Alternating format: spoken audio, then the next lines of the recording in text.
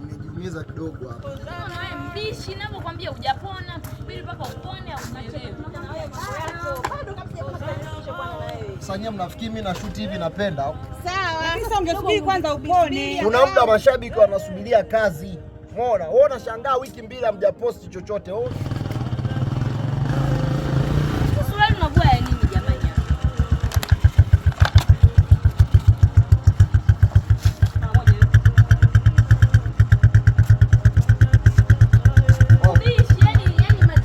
Sasa mnanilaumu nini na nyinyi? Mnacholaumu nini ni kipi sasa?